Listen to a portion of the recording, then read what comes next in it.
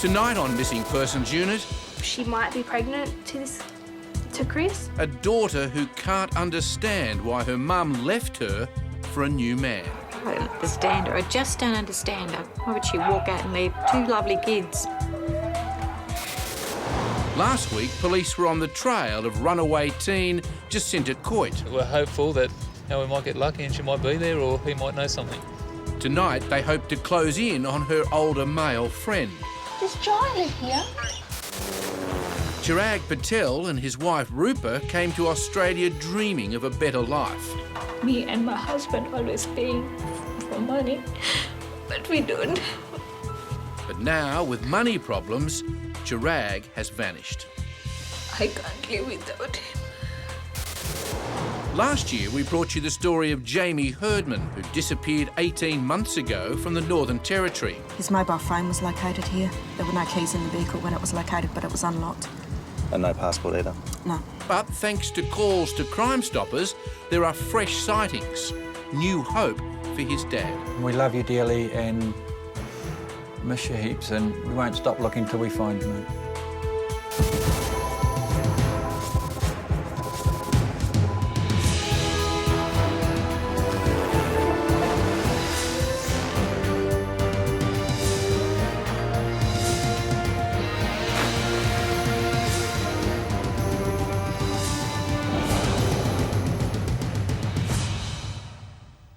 Hi and welcome to Missing Persons Unit. Apart from those who vanish, if there's any one overall group that suffers most, it has to be parents. Just ask those of the 20,000 teenagers who disappear every year, or the ones who wake up every morning of their lives wondering where their child is. Not all, but most parents will do anything for their children. In this next episode, you'll meet three sets of parents who, when it comes to bringing up their children, all do it very differently.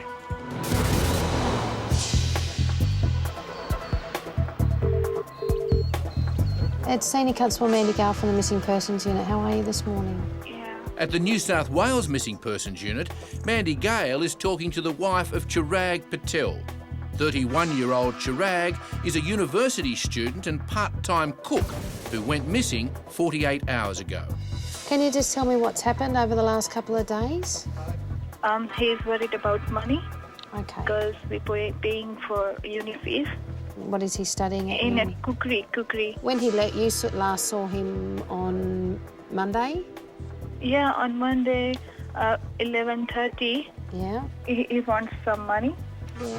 And I said, yesterday you already take $60. Why you always tell me, give me money like that? And he said, okay, I don't want money.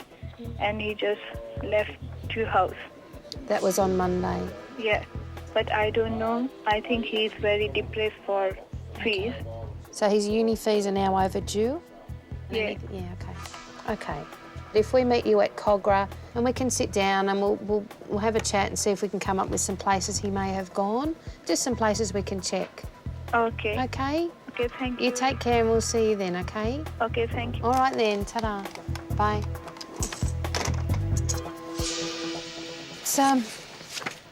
It's a bit of a worry, this fella. Seems to be that there's not a lot of cash flow at home.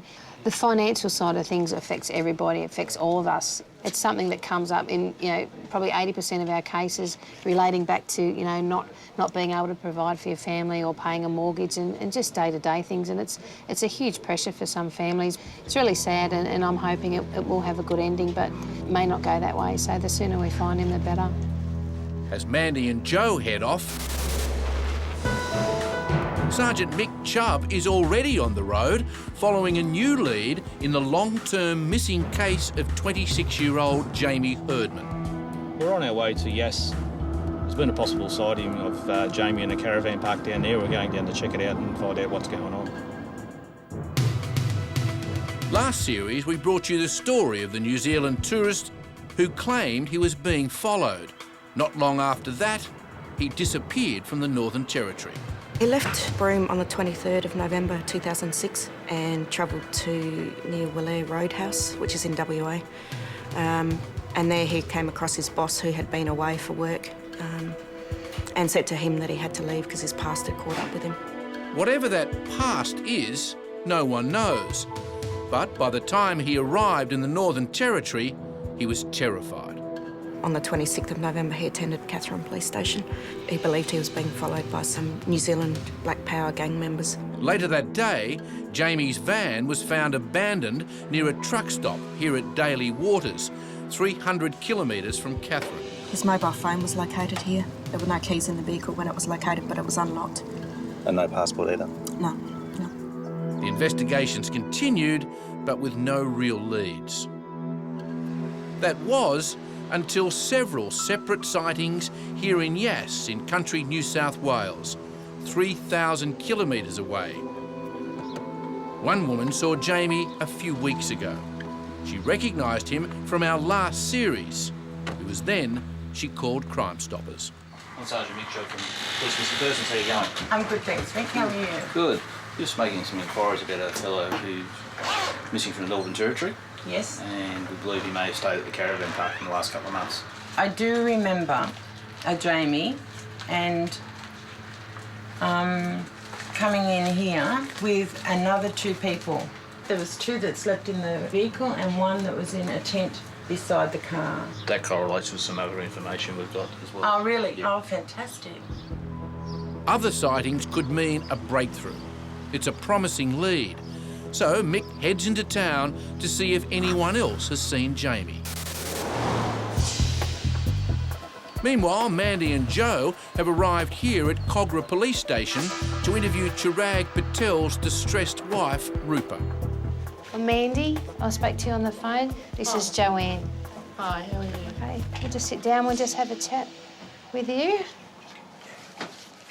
As far as his work's concerned, did he have friends where he was working? Yeah, but I don't know anything because sometimes I ask him and he said, don't interfere. Yeah. That's why. That's okay. Because I'm just trying to think of some places he may go. I'm thinking if he had some close friends that maybe he'd go to their house or they'd let him stay there for a couple of days. No. Nothing like that? You don't think he'd do that? Okay. I think he's going in a club. What club do you think he would? RSL club. Rockdale? RSL Yeah, club? Rockdale. Rockdale RSL. Do you have children? Yeah, but not here in India. You have children in India, okay. How old are they? 3 years. 3 years old. A little girl or a little boy? Boy. A little boy. That must be hard, yeah, out here, yeah. I'm sorry. It's okay. Rupa left their son, Tanish, with family in India and followed her husband to Australia. They wanted to establish themselves here first before bringing their son out to join them. A son Chirag and Rupa have not seen for 2 years. When I came here, that time my baby is 1 year old. Me and my husband always paying for money, but we don't. So we don't have money for fares. So because it's very expensive, that's why. It's very hard to Chirag and it's very hard to me. I can't live without him. I miss him. I want to back my husband.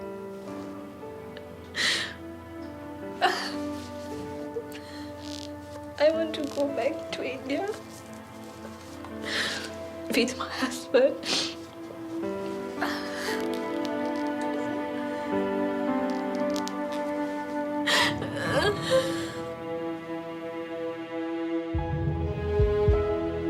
In Sydney South, Mandy and Joe are about to canvass an RSL club in their search for missing father, Chirag Patel. Hello. Hello. We've got a gentleman missing, an Indian gentleman who was reported missing by his wife, who mentioned he may come down here. I've just got a photo of him. I was just wondering if you would recognise him. No, he's not familiar to me. Are you able to check records if he's a member here Yes. at all? His surname is Patel. There is a match, but Patel is a common Indian surname. So, to be sure, Mandy checks out the photo. No. No, this guy's very clean shaven. And plus, he's a bit more Yep. solid build. Never mind. Unfortunately, we haven't had any luck here in the club, but his wife did mention he liked the water, so we figured we'll go and check a few car parks along the side of the water around Rockdale, Brighton area, and see how we go. Back in Yass, Mick Chubb is on the beat in town. He's looking for anyone else who may have seen 26-year-old Jamie Hurdman. How you going? I wonder if you've seen this fella around the area in the last couple of months. Yes, definitely. Definitely him? Yep. How long ago did you see him? In the last 2 months. 2 months? Yep. That's 2 positive sightings. So Mick tries the post office. Yeah, he's been known to be in the Yass area, was he? Or Had a few reports of him around town being actually in town. Jeez. He does look familiar, but I can't exactly say that I've seen him recently. But Yeah, no, just something in the face just looks very familiar. Yep. I'm pretty sure I seen him on the weekend at the markets they held here in town. You have? Yeah. Which markets? The Andalini markets, they had a car boot sale down the street. I think he was with a young girl, and they had a lot of hippie-looking stuff that they were trying to sell. Do you know what sort of car he had or anything like that? I didn't see a car. Thanks very much. Okay. That's great. No worries. We might be able to find this bloke. Okay. He's been missing from the Northern Territory for quite some time. Okay. Okay, thanks for your No help. worries. You're welcome. Thank you. Okay. That's another sighting, and this one only a few days earlier. The mystery man is either a dead ringer for Jamie, or after 18 months, Jamie is about to be found. Be great news for his family if we can find him, and find him today.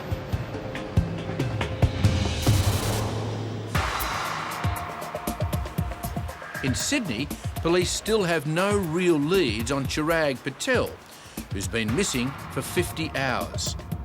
And the case has now become even more urgent because his wife Rupa has discovered he's left behind his asthma puffer. We've had a gentleman reported missing. This has been gone the last couple of days, but his wife mentioned that he likes the beach down here, and we're just wondering he might be sitting around or doesn't look familiar. This gentleman's been reported as a missing person. Just wondering, does he look familiar to you at all? No, he doesn't. No, he doesn't. I haven't seen him, and I walk quite regularly. Yeah. This gentleman's been reported missing by his wife. He's been gone for a couple of days, and she mentioned that he liked the water, so we're wondering if maybe he's been down here. He doesn't look familiar at all.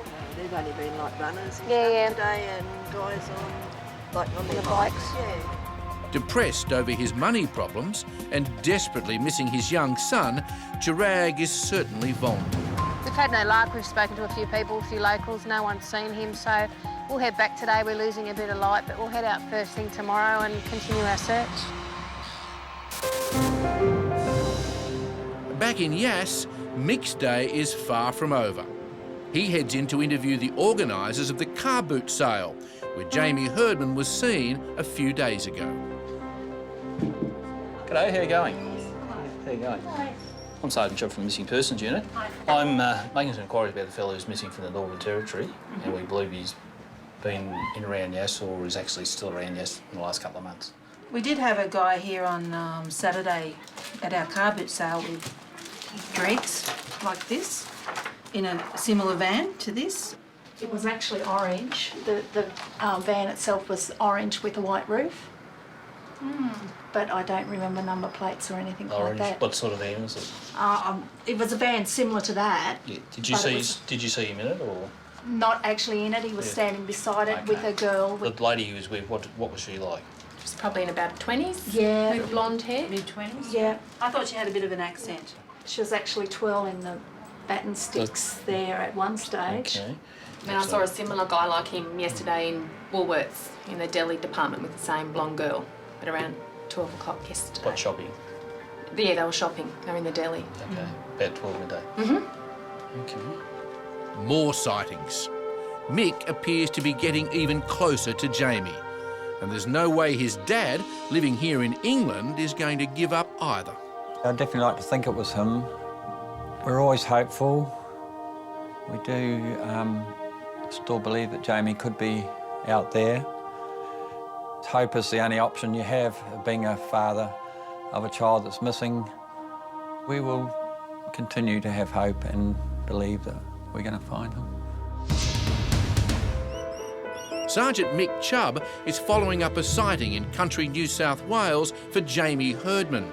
Jamie said he was being followed by a gang when he vanished in late 2006. Looking for a fellow who's missing from the Northern Territory.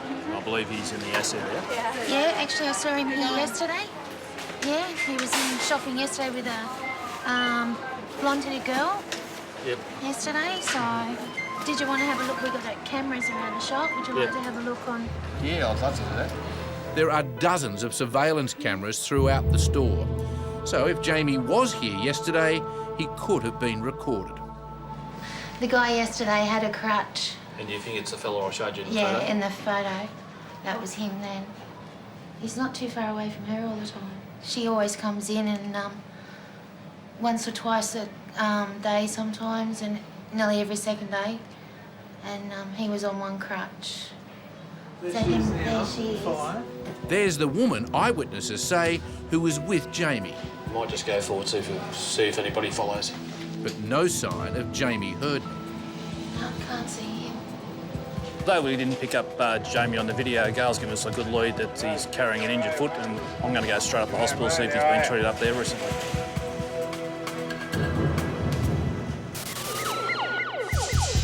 Last week, we profiled the case of 15-year-old Jacinta Coit, who wagged school and then vanished. It's very concerning that a 15-year-old girl is out in the streets.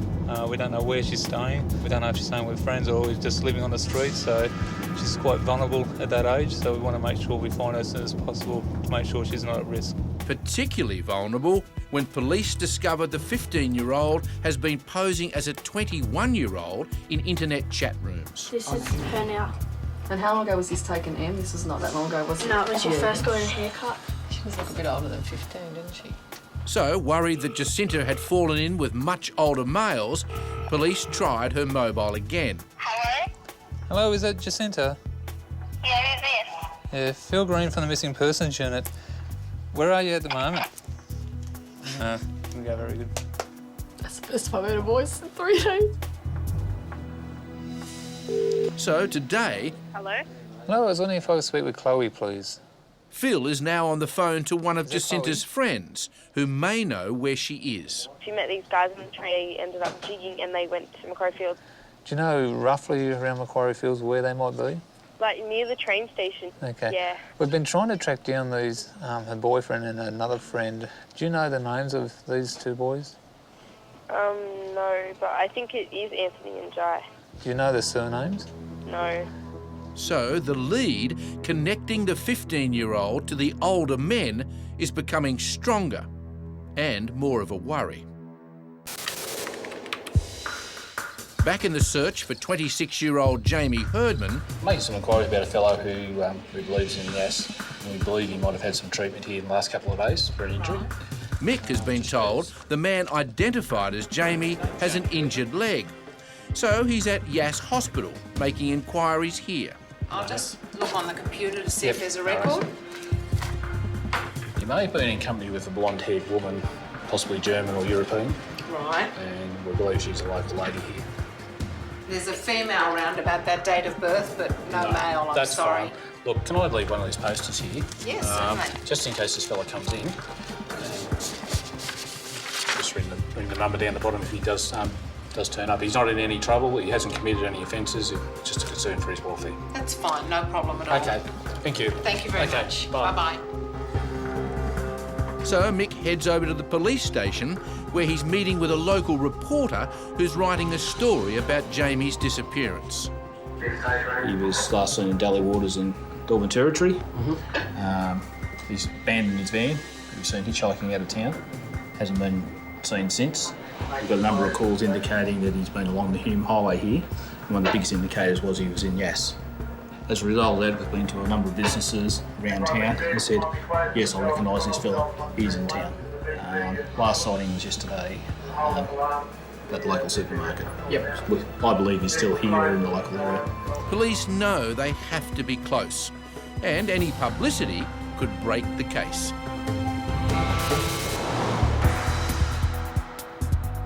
In Phil and Faye's search for teenager Jacinta Coit, police have arrived at Macquarie Fields train station. Let's have a quick look up here.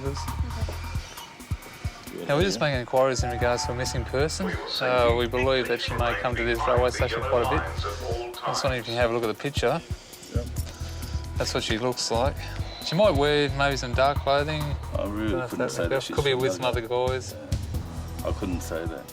No, we're from the missing persons unit, and we're just trying to find a girl who's been reported missing to us. Yeah. I was wondering if you can just take a look at her picture and see if you recognise her. No, I haven't seen her.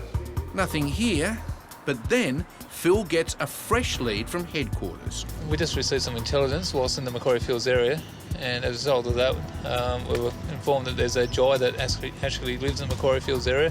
So by off chance, we're just going to head to his place now to see if he might know where Jacinta is. It might not be connected, but we're hopeful that we might get lucky and she might be there, or he might know something.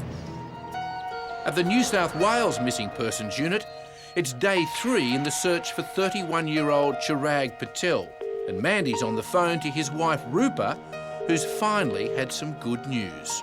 Hello, Rupa, it's Mandy. How you going? Yeah, good. Chirag friends called me.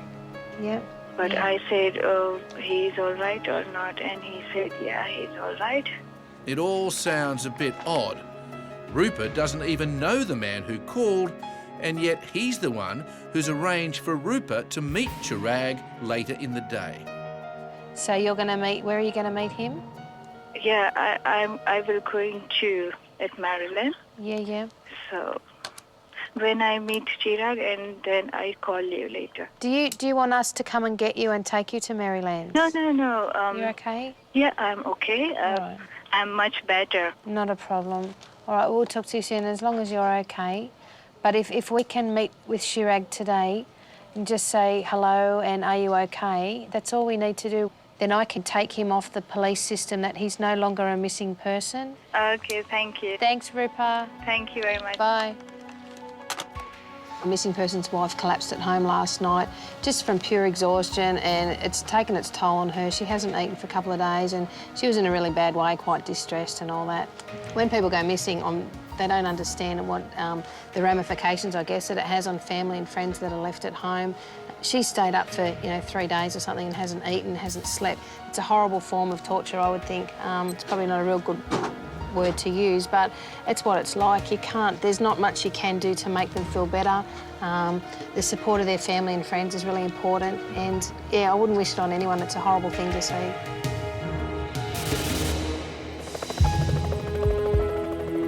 Across town, in the hunt for Jacinta Coit, Phil and Faye have arrived at the home where Jacinta may be living with one of the older men, Jai. Sorry to bother you. Does Jai live here? Yeah, he's not in any trouble. What we're doing is we're investigating a missing person report of a young girl named Jacinta Coit. 15-year-old girl missing since Monday. So we just pull out all the stops just to okay. to get a kid like that back home to make sure. It doesn't take long for Phil and Faye to realise they've lucked out. Yeah, it wasn't the Jai that knew Jacinta. However, he does know another Jai who lives within the Macquarie Fields area. So he's given us a name. Unfortunately, we don't have an address. So what we're going to do is make some computer inquiries and see if we can come up with something.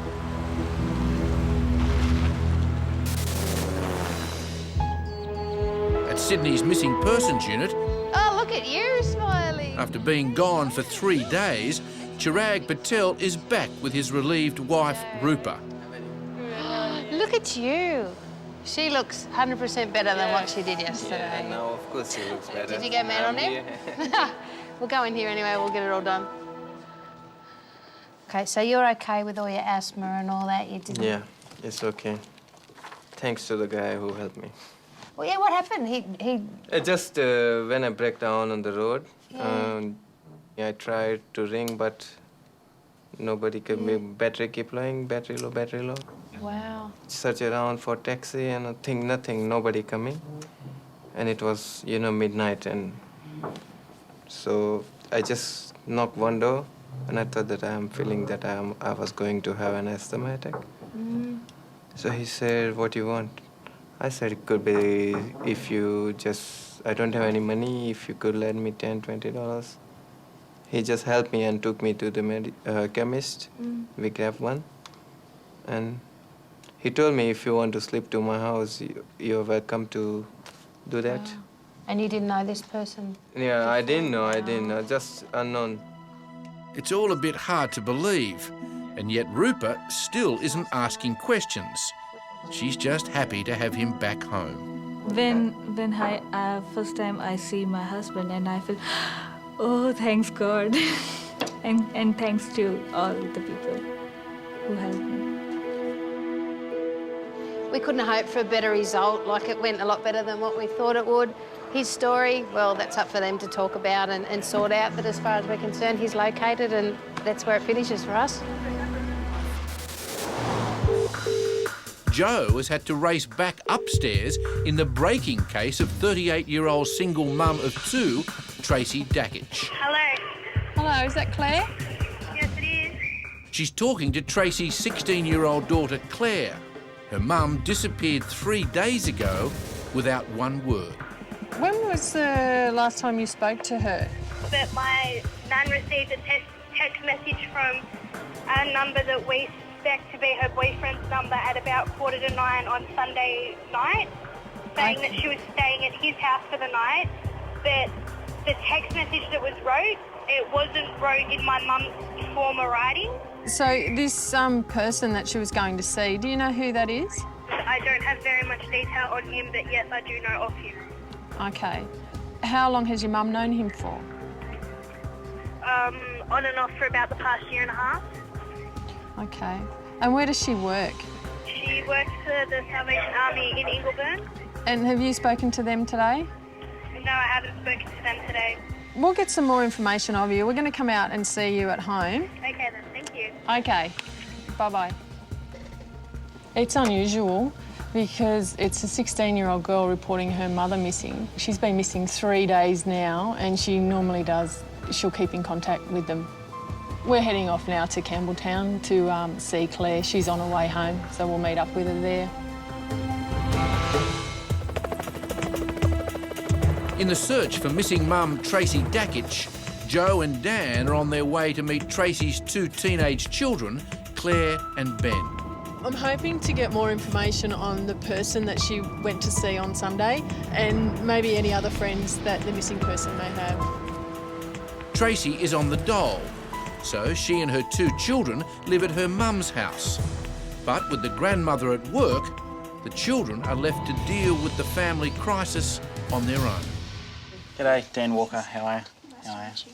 Okay, do you mind if we come in and we'll ask you some questions about your mum? This boyfriend, you said you've known him for 1.5 years. I've met him about 3 or 4 times. She claims to have known him for about 1.5 years, on and off. Oh, okay. And do you know any other information about him, where he lives or how she met him? She met him down at the RSL club. Yeah. She went there every weekend for about, how long was it? I don't know, a few months maybe. Explain to me a bit of background to her, like her leaving on Sunday and her going missing. My mum was sick on Saturday. She couldn't get out of bed. Yep. Then sporadically Chris turns up the next day. He told Mum to come over to Ingleburn because he had got a new house over there. Yep. And my mum left with him. It seems there's no love loss between the teenagers and their mum's boyfriend. Me and Chris don't get along. Okay. And she tries to talk about it. Yep. And she doesn't get very far with it because me and Ben just don't want to hear it. I try to get along with him just to make her happy, but I don't really like the guy He's either. one of those people that like are really shady. Yep. Like he doesn't let new people in, and there's just something not right about him. Okay. But if Claire and Ben are worried their mum has run off with the boyfriend, things could get a lot more complicated. We've been told by friends and friends of hers that she might be pregnant to Chris. Okay. But we're not 100% positive. We're just going off what people have said. Yep.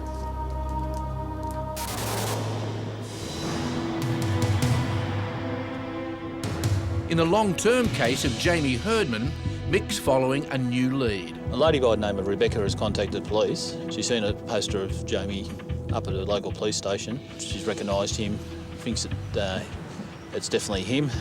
It's supposed to be around the Carrying-Bar, Sutherland, Cronulla area. We're going down to see Rebecca now and possibly check this out and find out what he's been up to. You've got some information about a fella that's missing from the Northern Territory. Fella by the name of Jamie Herdman. Yep. What can you tell me about him? Well, like I told the police earlier, I was walking past to go to the doctors and I saw the notice board and I saw... This is at the police station, was it? Yeah, that Cochrane police station. First instinct was that guy's not missing because I've seen him around Carrying-Bar. Yeah, whereabouts have you seen this fella? Once it was, actually a couple of times it was at Carrying-Bar pub. When did you last see him there? Last seen would have been about 8 weeks ago. Does that look like him? Yeah, definitely. Has he still got the beard and the moustache? He doesn't have the beard or the moustache. He's clean shaven. He didn't look like anything out of ordinary. He just looked like a normal, happy bloke living life to the full. So. Look, it's quite possible he doesn't know he's reported missing too. Yeah. If it is this fella too. No, thanks very much for that, Rebecca. No worries. Okay. Thanks, Rebecca. Okay. Thank you, guys. Rebecca's supplied us some credible information towards this case. We're going down to the Carrying-Bar Inn now and see if we can have a look for this fellow who's possibly Jamie and see if we can track him down.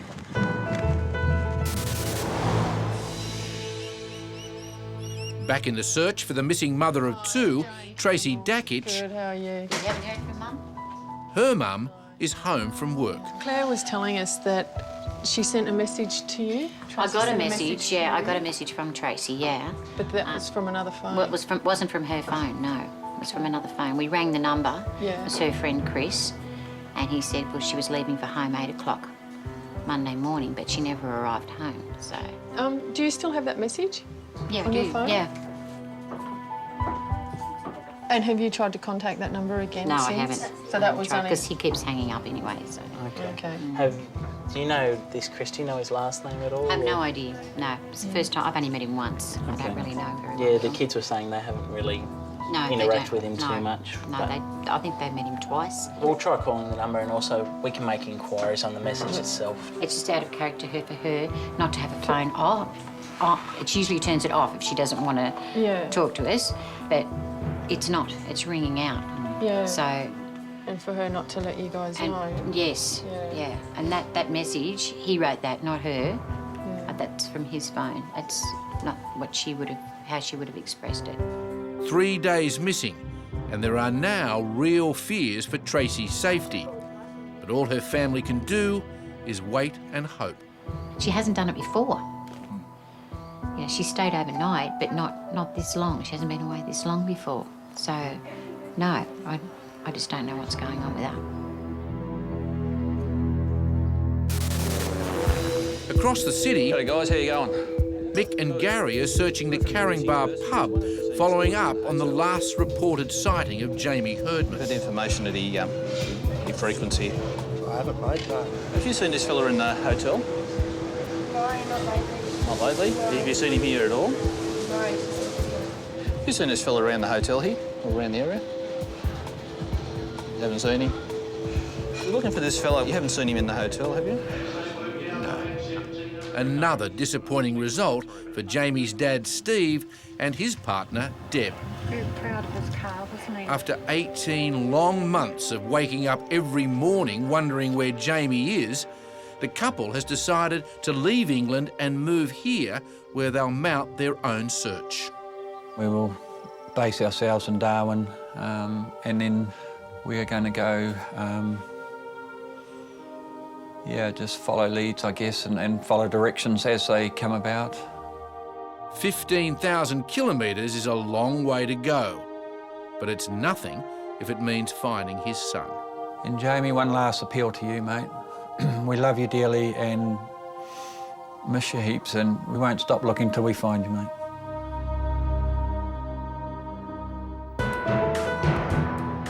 In the case of runaway mum Tracy Dakich, Joe is calling her work in case Tracy has turned up there. Okay, I'm just calling in relation to Tracy Darcich. Apparently she's working there for work for the doll. Yes, she works for the doll, but she hasn't been here since Wednesday.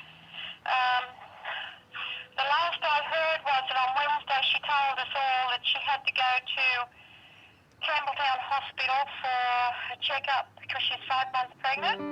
Okay. So, Tracy is pregnant. Thanks for that, Sue. Thank you. Okay. All right, bye-bye. Joe now tries to once again call the boyfriend, Chris. Hello, is that Chris?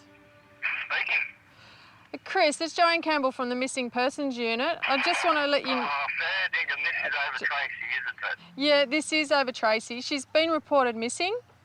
And... No, she has. Her mother's psychotic. Sorry? She's a 38-year-old woman, for God's sake, can't even look at her life without her mother ringing the police. Yeah, but it wasn't her mother, it was her 16-year-old daughter. She's really worried about her and her son. I don't want my address given to her children. No, that's fine. That's fine. If you want to send police around to check she's okay, that's fine, okay? But that's fine. If Tracy doesn't want the kids to know where she is, that's fine as well. But we'll let them know that she's safe, and yeah, we won't give them the address. Thank you very much. Thanks, Chris. All right, bye, mate. Okay, bye-bye. We do get conflicting stories a lot. Obviously, she just wants to be left alone and doesn't want the kids to know where she is. And we'll go around to the address that we've been given by Chris. Hopefully Tracy will be there and we'll speak to her.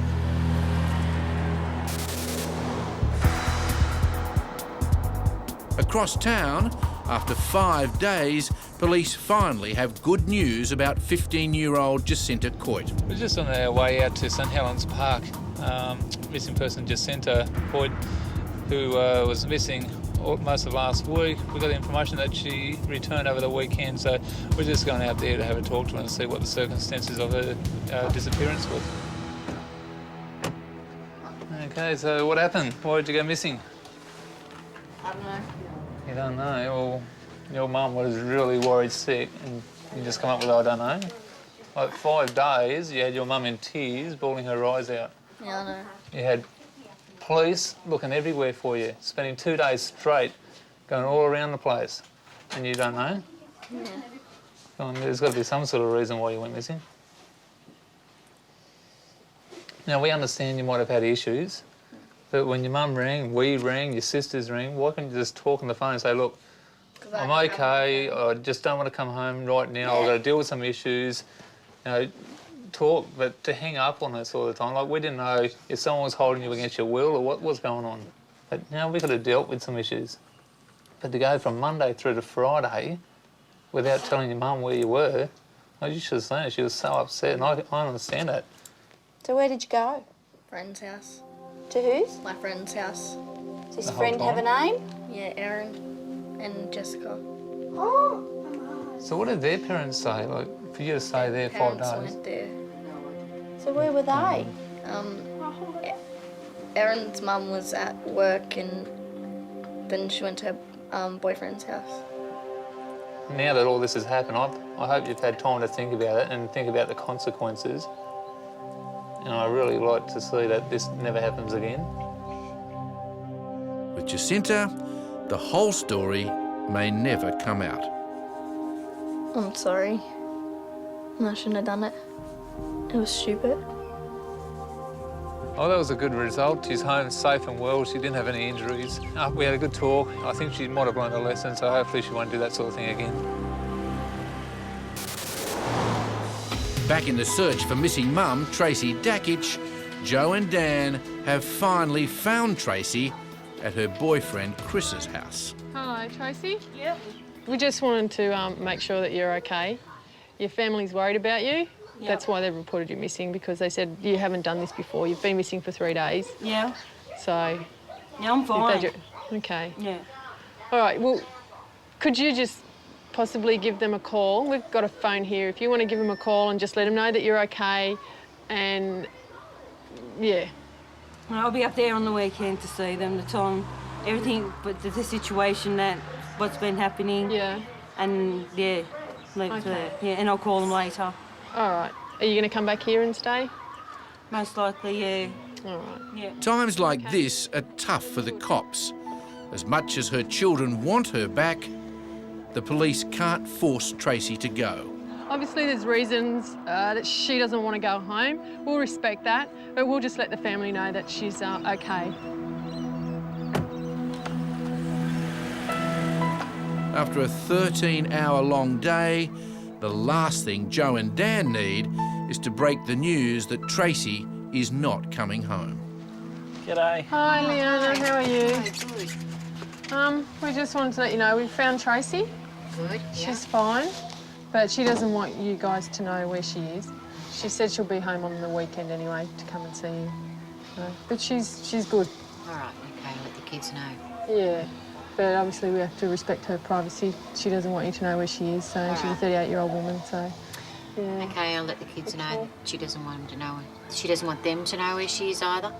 No, she doesn't. All right, I'll let them know. Okay. Okay, thanks. All right then. Thanks, officer. Thanks a lot. Okay, bye-bye. Bye. Obviously there's some issues there that they really need to sort out.